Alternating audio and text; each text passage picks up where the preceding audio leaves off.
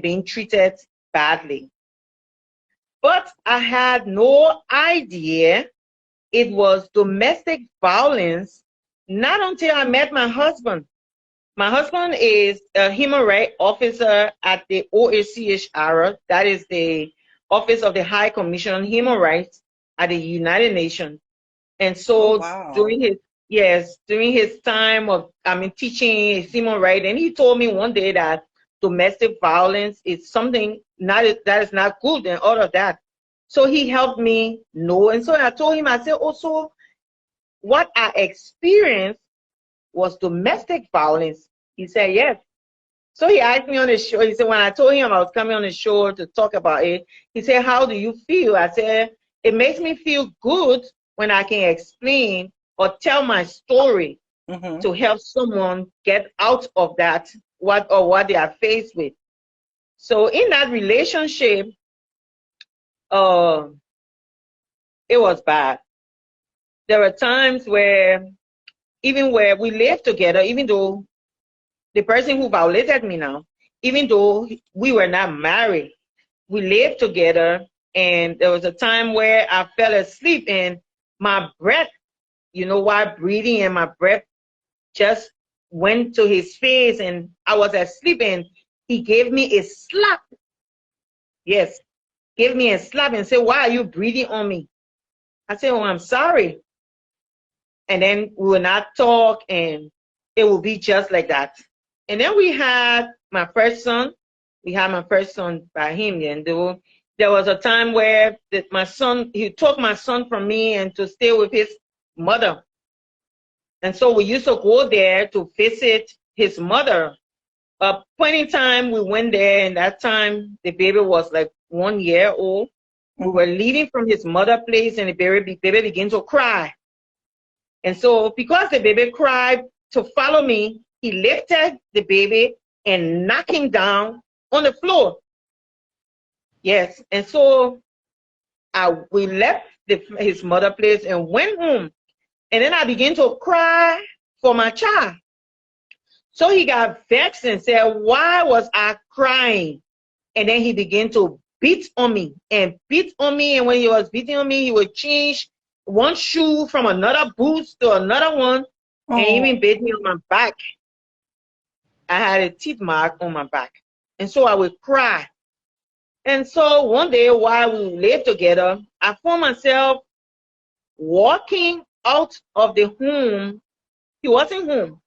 I just walked out with my nightgown on, no underwears, and I was just walking down the street.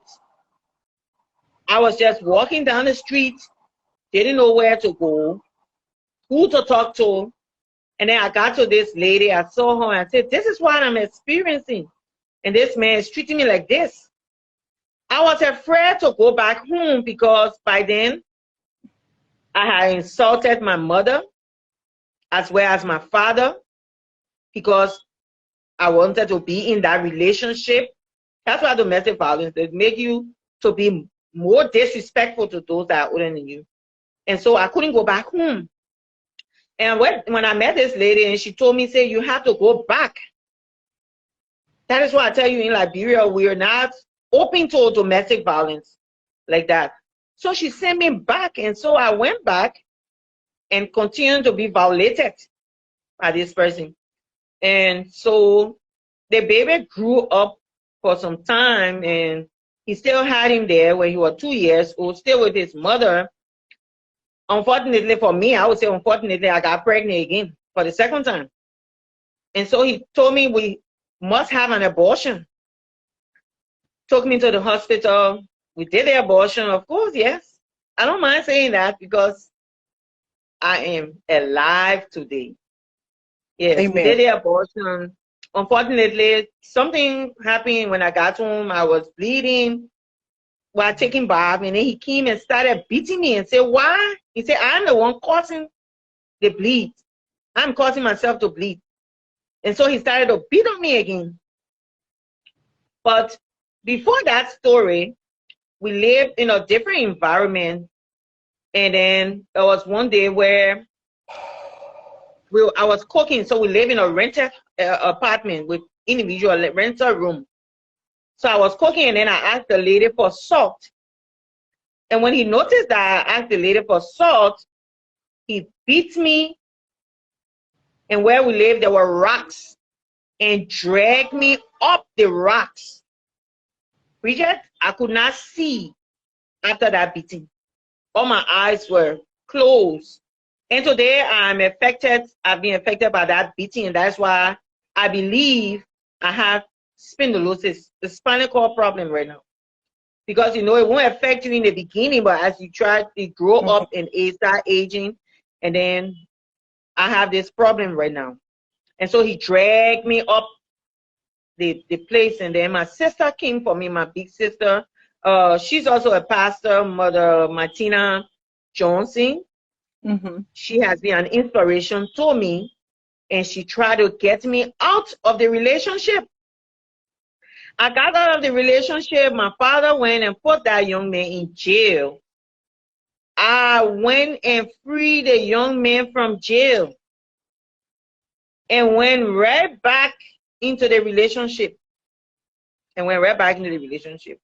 I had a whole lot of friends praying for me, putting a chair in the cycle at my church, praying for me to get out of that relationship.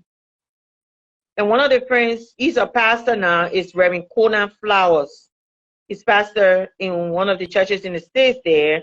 And I say many thanks to him too.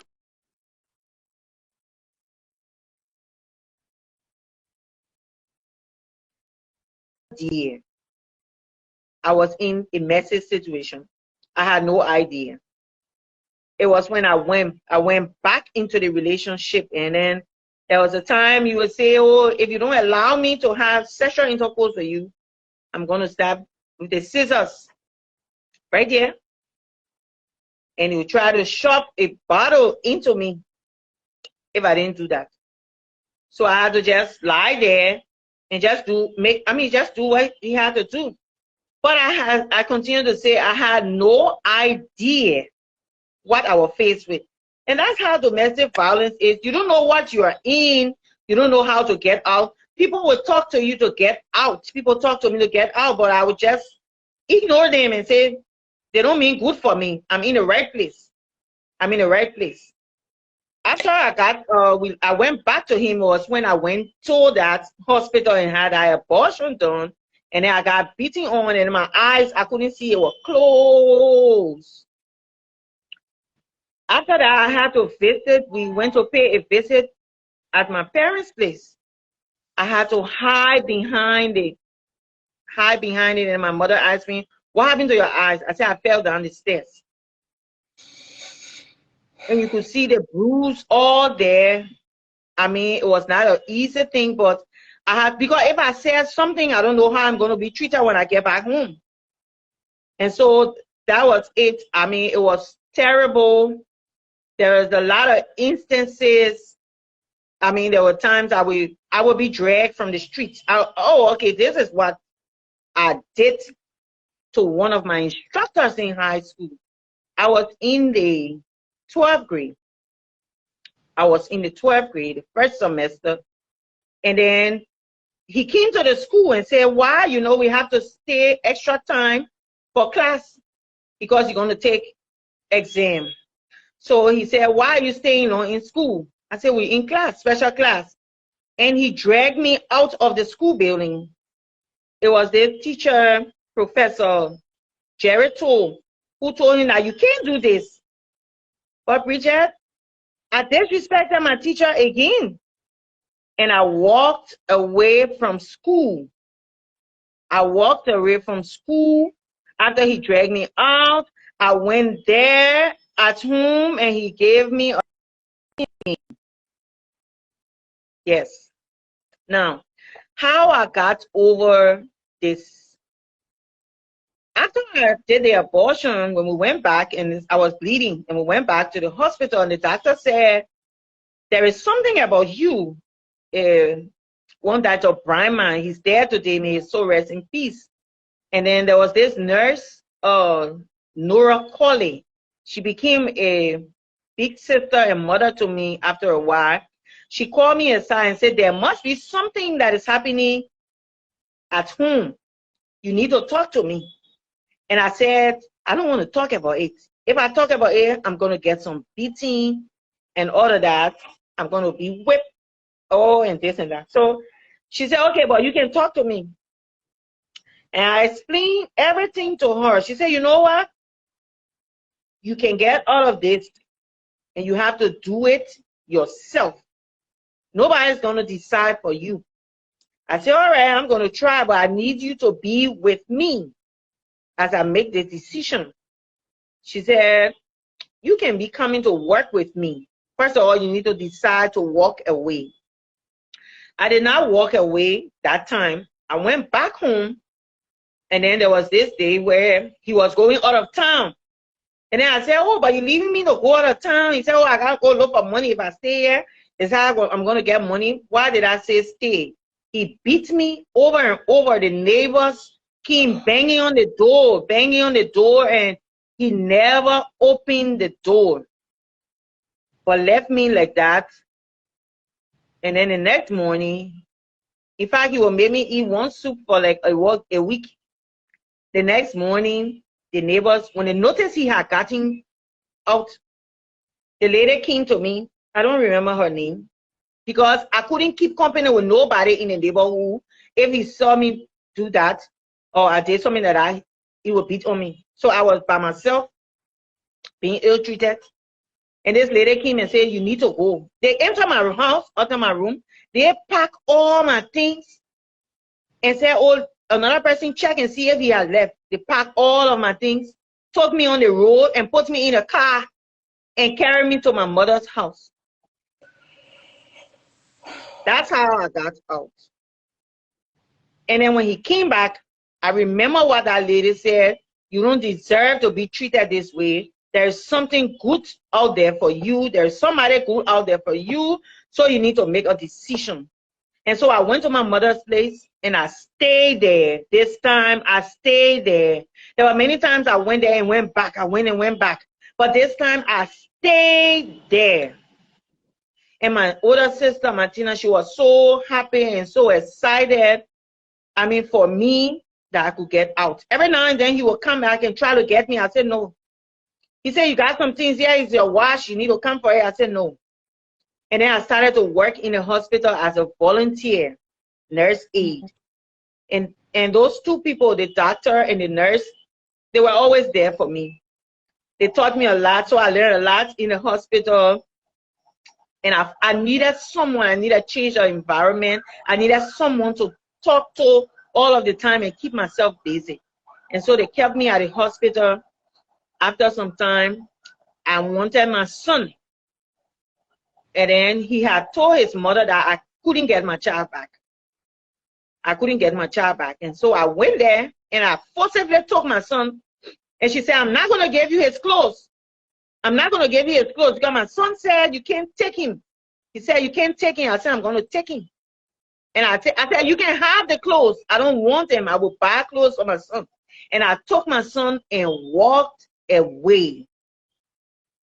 And I got out of that relationship. There was a time when if you are coming out, your fiancé or your boyfriend is coming from work, you should be excited to see him, right? But no, every time I saw him, my heart would beat. And I would be afraid. I would be afraid to talk to anybody, I mean, to greet him and all of that. But I'm glad I'm out. I got out, because I would not have become who I am today. I would not have become who I am today. In that relationship, I was told that, oh, you don't have a good shape. You don't look good. You are not beautiful. You are not this and you are not that. But I would say I am so happy. I met my husband. My husband became my friend. And he knows all of this story. He became my friend before we became lovers. He was a friend to me. He taught me in the second semester while I was in the 12th grade. He taught me and told me that, he told me how important I was. I had no idea. I didn't know I could be loved until I met my husband. I didn't know I was beautiful or I had a good shape, all of that, until I met my husband. Bridget, my husband has never hit his teeth at me. Yes, never in a point in time have he ever done that to me. So I'm so happy I was able to get through it and get out. But you see, I had to pray to God when I got in ministry to forgive that man. And I met him several times. I told him, there was one time I was admitted in the hospital and he said, why are you sick this way? I said, you contributed to what I'm experiencing right now. He said, why are you saying that? I said, you beat me over and over. And I asked him, I said, because my sister told me I had to forgive him so that I can move on. And I did. I told him, I said, you contributed to this, what I'm experiencing right now. And I told him, I said, I would not have become who I am today had I stayed in a relationship with you. And I asked him, I said, why did you behave that way? Why do you? He said, oh, you know, we were immature and this and that. I said, there were a lot of immature relationships, but I never saw people beating on the partner. And you did it continuously to me. Bridget, there was not someone who used to drink alcohol or anything. No substance, I mean, nothing. It was just him, that nature. It was just that. Oh, I did not want to stop you from telling your story. I wanted to ask so many questions while you were speaking. I'm speechless. I'm speechless. I had never really heard your entire story. You know, when we were on your talk show, you mentioned some of it, but I had never heard all of it. And I really appreciate you sharing that with us today. So tell us who Reverend Grace is today. Who is Reverend Grace? Oh, today? I'm a pastor. And I've been in ministry now for 15 years. I'm sorry. 15 years, yes. I have a loving husband who supports me in everything in my ministry. He supports me in everything. And I presently work at the Ministry of Labor as the Human Resource Director. Yes, as a Human Resource Director, I have 5 children. And out of those 5 children, one is an adopted one. She's been with me with us since she was like 7, 8 years old. And she's 20 years old now. She graduated from high school already. And she's doing great. And so I am very happy. I'm so happy that I was able to talk about my show today. And then I started this teaching on this talk show called Let's Talk, because I had a word from God, and he said, go and tell someone about me. The preaching is not just enough, but you need to do some teaching. So that's how I started the Let's Talk. This going October 6th made it exact 1 year since I started that talk show. And so I don't regret who I am today. I'm happy who I've become. And whenever I apply for a job somewhere, and whenever I look down on myself, my husband will always tell me that you can do it. He always guided me through the process and say, you can do this, you can do this, you can do this. Like today, he said, if it makes you feel good to go and talk about yourself, about what you experience, then go and do it. Go and save someone. So with yesterday incident with the child, when I told him, he said, wow, you beginning to do some human rights. I said, yes. I'm so happy. I'm happy for you. I'm happy for you. Yeah. Oh my gosh. So you say your husband works for the United Nations? Yes, the Office of the High Commission Human Rights, the OHCHR. Yes. Office of the High Commission on Human Rights. And so he's a human rights advocate. Oh, good. Yes. And So, I've just been going through. You remember I sent you a text message with someone, the lady. I sent you a text message. She's been going through some. Okay, yeah. so I was able to talk to her husband. He understood. And then I spoke with her. And she decided to forgive him as long as he stopped doing what he was doing to her. She decided to forgive him and turn a new page. And so I Are was they so getting excited. counseling? Are they getting Yes, counseling? Yeah. yes. I told them That's, we have to continue talking about and talking in the relationship on yeah. how you can be better together. Yeah. Yeah. Well, I'm just this. I didn't expect this today. I expected to just be asking you so many questions. So you done left me speechless. Mhm. But I'm so happy that you got out of that situation. And look Yeah. how God blessed you with a husband God bless me. who has a heart for people. Yeah. He was just on time.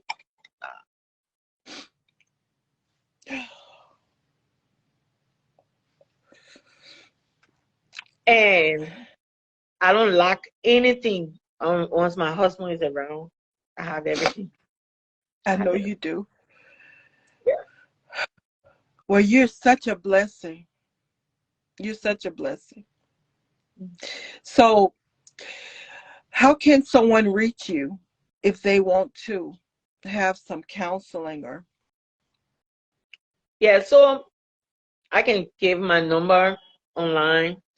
Well, yeah, or you So, can just maybe your contact information, like I don't want you to give your phone number, but maybe just oh, your Facebook or your your Instagram. Facebook.